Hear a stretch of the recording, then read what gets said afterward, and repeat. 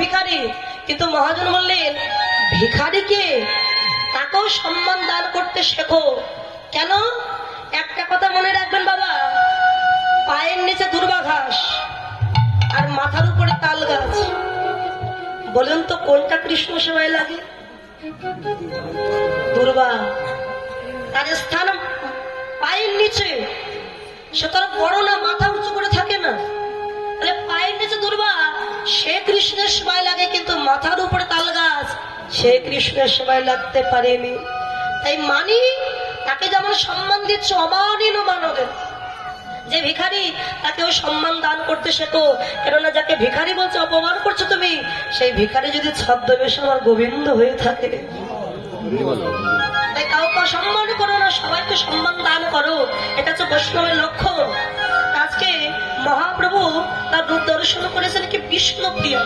তা কাঞ্চনা বলছে, আরে আমিও তো গিয়েছিলাম, কিন্তু আমি কেন দেখতে পেলাম না? বলে, নয়ন তো সবার আছে, দেখার মতো নয়ন কজনের আছে বলো? আমাদের নয়ন কয়টা গো মা? ওই দেখুন একজন গাছের মধ্যে 4টে।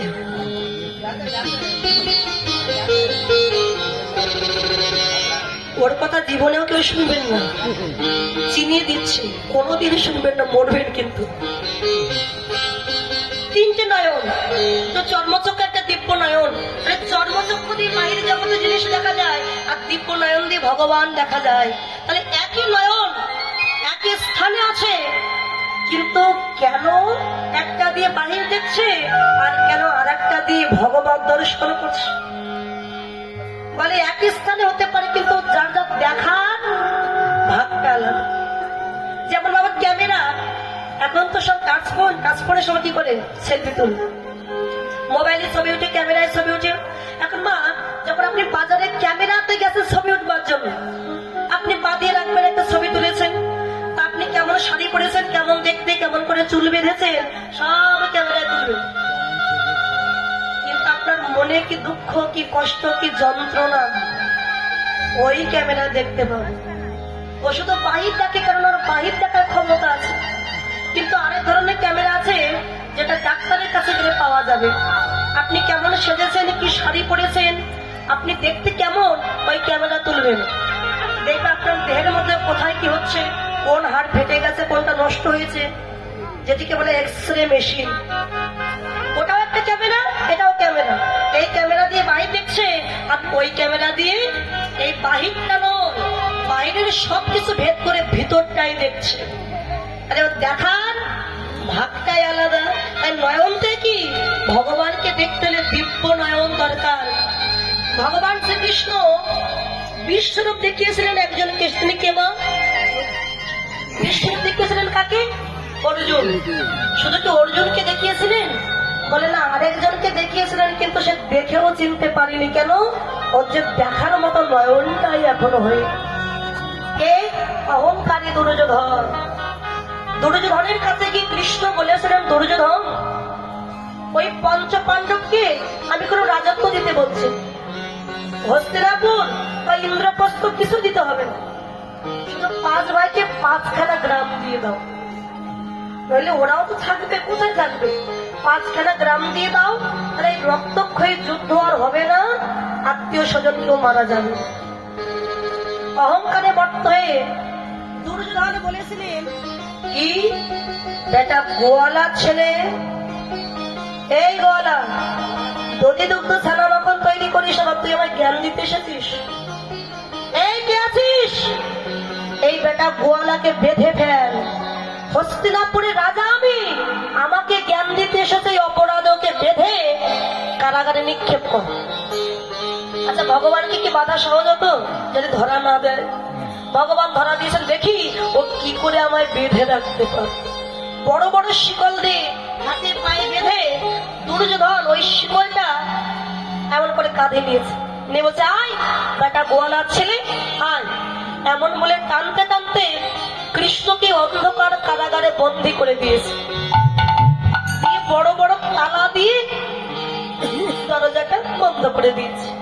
তালা দিয়ে দেই না বন্ধ করে দুর্যোধন পশ্চাতে তাকিয়েছে, দেখে কি, দেখে আগে কৃষ্ণ, পিছে কৃষ্ণ,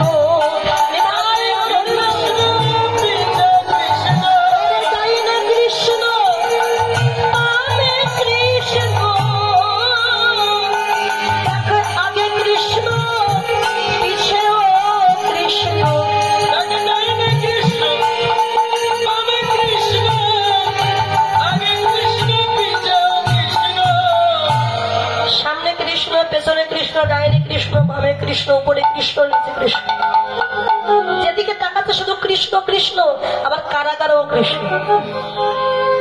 তাহলে বিশ্বরূপ মানে কি? বিশাল রূপ ধারণ করেছিলেন, অনেকগুলো মাথা, অনেকগুলো হাত হয়েছিলেন। বিশ্বরূপ বলে না, বিশ্বরূপটা কি দর্শন করতে পারে কারা?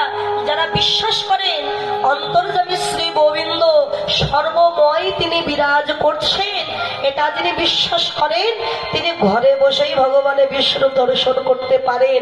বিশ্বরূপ দেখতে তখন বৃন্দাবন গয়া কাশে যাওয়া লাগে না। ভগবান আছেন কোথায়? আছে অনল অনিলে চিরন ভনিলে ভূধর সলিলে গহনে, আছে বিটপি লতায় জলদের গায় শশী তারকায় তপনে। এমন কোন জায়গা নাই যেখানে কৃষ্ণ নাই। দুর্যোধনকে দেখালো, কিন্তু দেখেও চিনতে পারিনি। কেন? সেই ভক্তিটা তার আজও হয়নি। কৃষ্ণ সবার দেহে বিরাজ করছে। আকাশে একটি চাঁদ, আপনি ফাঁকা জায়গায় 10টা পাত্রে জল পরিপূর্ণ করে রেখে দেবেন, দেখবেন ওই একটি চাঁদ 10টা পাত্রে দেখা যাচ্ছে। তাই বলে চাঁদ কিন্তু 10টা নয়, চাঁদ একটি। তত্ত্বদর্শী বলেন দেহটা পাত্র, দেহ পাত্রে যার ভক্তির জল আছে, আমার গৌর গোবিন্দ চাঁদ, একমাত্র তারই দেহ পাত্রে উদয় হয়। আর যার ভক্তির জল নাই তার দেহ পাত্র তো কখনো দেখাই যাবে। এ নাগরিক, আমি দেখতে পেলাম, বলে তোদেরও দেখার মতো নয়ন বানাতে হবে গুরু চরণ আশ্রয় করে। তা দেখলাম কি, পেরেতে মরতে কি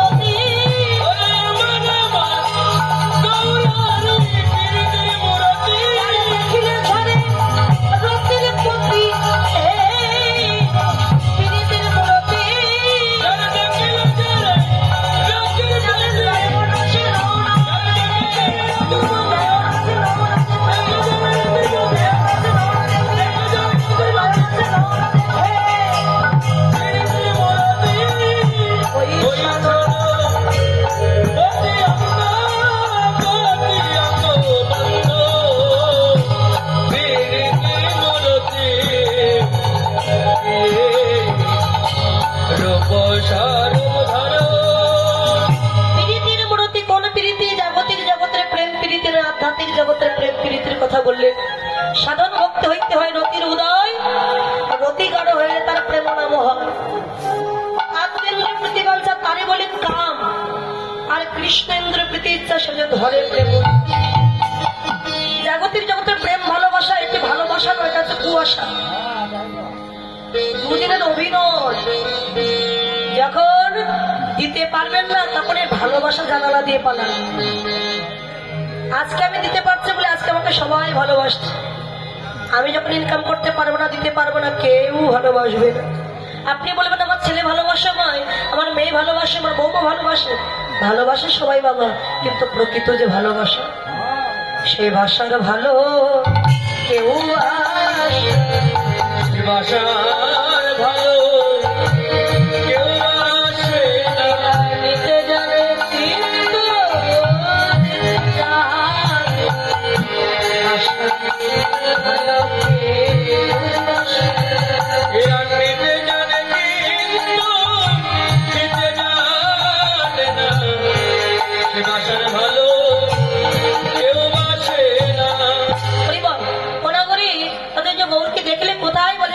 গঙ্গার কোলে আমি দেখে এলাম।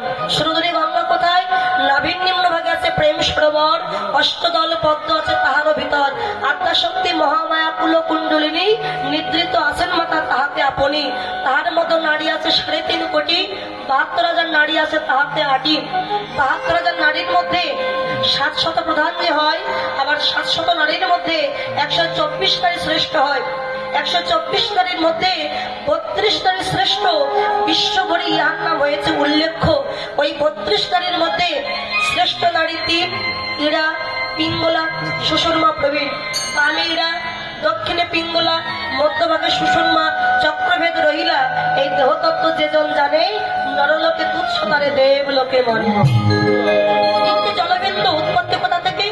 এই যে নাভির উপরি ভাগ, এখান থেকে এই মণিপুর চক্র, এখান থেকে 3টে জলবিন্দু উৎপত্তি হয়ে মিলিত হয়েছে কোথায়? ভুরুজগুলো 2 অঙ্গুলে উঠে দ্বিদল পদ্মে আজ্ঞা চক্রে গিয়ে মিলিত হয়েছে। তাহলে গৌরহরি কোথায়? বলে নাভির নিম্ন ভাগে যে প্রেম সরোবর যে গঙ্গা, এই গঙ্গার ঘাটে দাঁড়িয়ে আছে। তবে আদ্যাশক্তি মহামায়া কুল কুণ্ডলিনী, কুল কুণ্ডলিনী, কুল শব্দে গোপন, কুণ্ড শব্দে গহ্বর, লিনি শব্দে বাস করা। অর্থাৎ যে বস্তু অত্যন্ত গোপনীয় এবং গোপন স্থানে থাকে, যার সন্ধান কেউ পায় না। পায় কারা? যারা দীক্ষার ঘর ছেড়ে এবার শিক্ষার ঘরে প্রবেশ করেছে, যারা ভজন পথে গেছেন, ভজনীয় হয়েছেন, একমাত্র তারাই জানে। তাহলে গৌরীর কাছে যেতে হলে আগে ওই কুল কুণ্ডলিনী শক্তিকে জাগাতে হবে।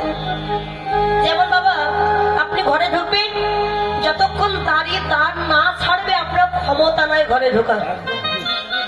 এখানে যে যোগমায়া, যেমন রাসমঞ্চে দাঁড়িয়ে ছিলেন মা যোগমায়া, এই যে ঘর, এই ঘরে দাঁড়িয়েও কিন্তু এই যোগমায়া। যোগমায়া তিনি ঘুমিয়ে আছেন, তাকে জাগাতে হবে। কি করে? রাস্তা দিয়ে একটি বিষধর সর্প আঁকা বাঁকা ভাবে যাচ্ছে, আপনি সামনে যদি কোনো বিপদের সঞ্চার দেখে, সাপটা কি করে? কুণ্ডলিনী আকৃতি হয়ে মাথা নিচু করে চুপটি করে পড়ে থাকে। ছোট্ট একটা নুড়ি পাথর দিয়ে যে আঘাত করবে, সাপটা কি ফনা তুলে দাঁড়াবে, নিজের শক্তি বিস্তার করবে। তাই কুণ্ডলিনী শক্তি যে ঘুমিয়ে আছে, তাকে জাগাতে হবে। কি করে?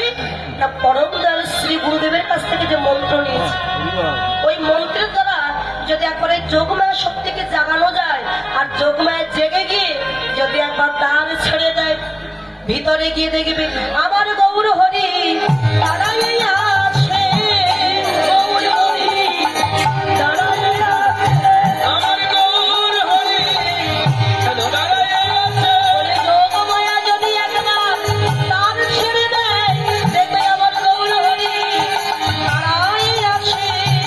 আমার যোগমায়া যদি একবার দ্বার ছেড়ে দেয়, দেখবে গৌর হরি দাঁড়াইয়া আছে। যদি গৌরী দেখা পেতে হয়, নাম সাগরে, নাম সাগরে, নাম সাগরে, নাম সাগরে, নাম সাগরে, নাম সাগরে, নাম সাগরে, নাম সাগরে, বলে নাম সাগরে আবার জলে, নাম সাগরে, নাম সাগরে, বলে নাম সাগরে আনন্দ জলে, নাম সাগরে, নাম সাগরে, নাম সাগর, নাম সাগর, নাম সাগরে, নাম সাগরে, নাম সাগরের নামও কি করে নামবে? দেখবেন পুষ্করণী মানে পুকুর, পুকুরে যখন আমরা নামি মা, ওই যে কি থাকে মা ধরার জন্য বাঁশ দেওয়া থাকে, যে সিঁড়ি যেটাকে বলা হয়। এখন বাঁশ দিয়ে ধরা, আপনি নামছেন, আচ্ছা পুকুরে যখন নামতে হয়, দৌড়ে দৌড়ে নামতে হয় নাকি আস্তে আস্তে নামতে হয়? বল, লাভ দিয়ে না। লাফ দিয়ে? হ্যাঁ, ধীরে ধীরে নামতে হবে, ব্যস্ত ভাবে নামতে যাবেন, পা পিছলে পড়ে যাবেন, হাত পা ভেঙে যাবে। তাই নাম সাগরে নামতে গেলে ওই জাগতিক জগতে তো একটা ধরা, আর এই নাম সাগরে নামতে গেলে 2টা ধরা লাগে। বাবা বাবা, 2টা ধরা আছে, ওই 2টি ধরাকে অবলম্বন করতে হয়। 2 ধরা কি? যারা শিক্ষার ঘরে গেছে, আপনার নিজ নিজ গুরুদেবের চরণটা আশ্রয় করে জানবে ওই দুইটা ধরা কি। ওই দুইটি ধরাকে অবলম্বন করে ওখানে যেমন স্তরে স্তরে নামতে হয়, এখানেও স্তরে স্তরে নামতে হবে। যদি ব্যস্ত ভাবে নামতে যান, কত সাধুগুরু বৈষ্ণব ওই প্রেম সাগরে নামার পদ্ধতি না জেনে যখন প্রেম সাগরে নামতে গেছে ডুবে অকাল মৃত্যু হয়েছে। মানুষের মৃত্যু অকাল মৃত্যু বলতে এ দেহের মৃত্যু নয়, বিন্দুরূপে কৃষ্ণ ধন যখন চলে যায় জীবের তখনই মৃত্যু হয়ে যায়। বারবার প্রতিনিয়ত মৃত্যু হচ্ছে। যেমন কুরুক্ষেত্রে যুদ্ধ হয়েছিল অতীতে, আজ হচ্ছে। এই দেহটা কুরুক্ষেত্রে মাঠ, এই মাঠে যুদ্ধ করছে কারা? পাণ্ডব আর কুরুপক্ষ। পাণ্ডব কুরুপক্ষ কারা? স্বামী আর স্ত্রী। স্বামী স্ত্রী নিতই নিতই এই মাঠে যুদ্ধ করছে। আর এই যুদ্ধে কত সৈন্য নিধন হচ্ছে আমরা নিজেরাই বলতে পারি না। জীব হত্যা মহাপাপ। যদি সৈন্য নিধন না করতে চাও তত্ত্বদর্শী গুরুদেবের চরণটা আশ্রয় করো, নইলে এই কুরুক্ষেত্রের মাঠে কত সৈন্য নিধন হবে, অকাল মৃত্যু হয়ে যাবে। তখন 30 বছর বয়সে মনে হবে 80 বছর বয়স হয়ে গেছে। কেননা কৃষ্ণ ধনে পিতৃধনে যখন মৃত্যু হয় তখন তো দেহের অবস্থা এমন হবেই হবেই হবে।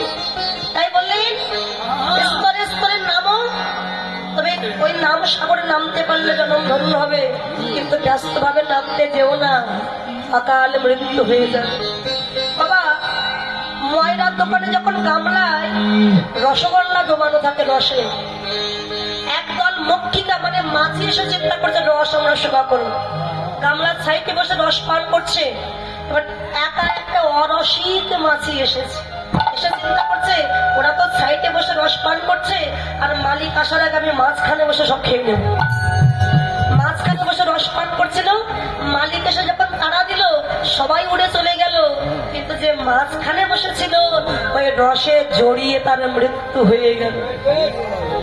তাই যে কোনো জিনিস ব্যস্ত ভাবে নয়, আস্তে আস্তে ধীরে ধীরে ধীরে ধীরে। প্রেম সাগরে, এই যে প্রেম সাগর, প্রেম পুকুরে মাছ ধরিতে অনেক কিছু লাগে।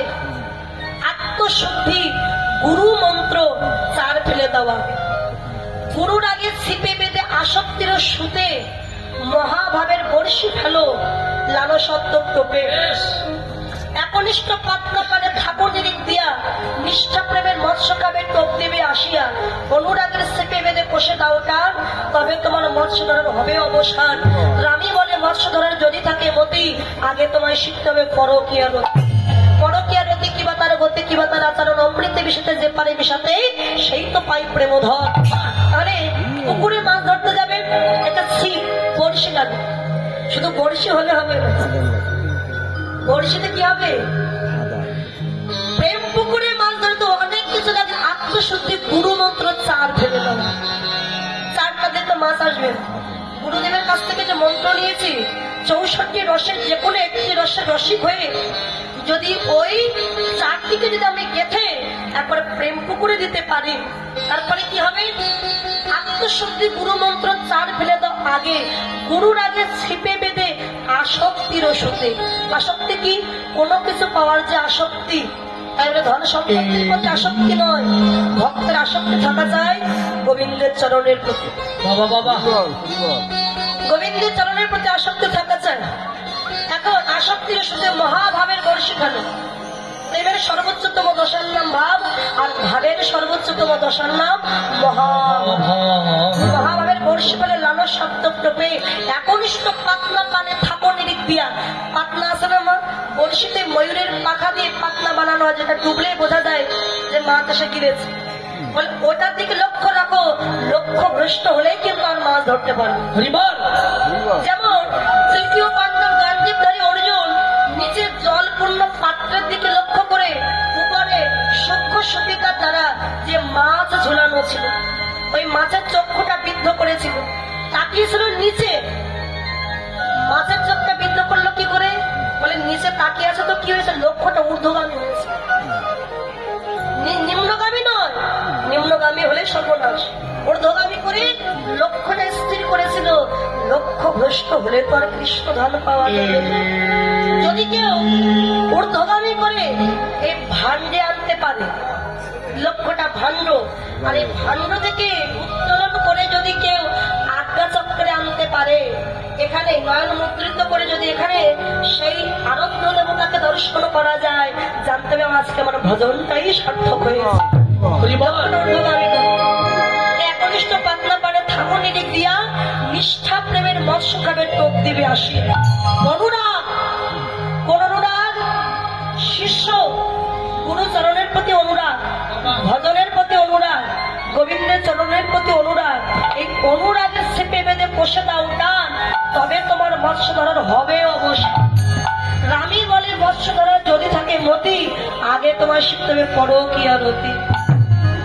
পরকীয়া রতি শিখেছিলেন কি? চণ্ডীদাস ঠাকুর রামের কাছে।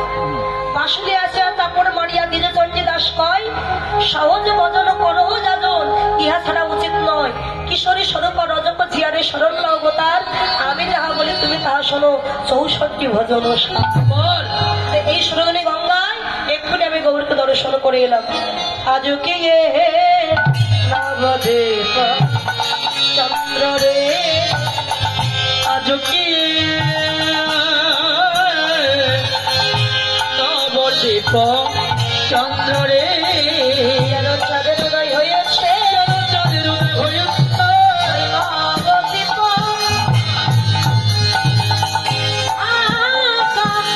আকাশে চাঁদের উদয় হয়েছে, নবদীপ নবদীপ আকাশে চাঁদের উদয় হয়েছে। আরে আরে আজ কি নবদীপ চন্দ্র রে, আজ কি নবদীপ চন্দ্র। আজকে গৌর হরিকে নদীয়ার চাঁদ বললেন আমার মহাজন, কেননা ওই চাঁদের কলঙ্ক আছে, কিন্তু আমার গৌর চাঁদের কোনো কলঙ্ক না।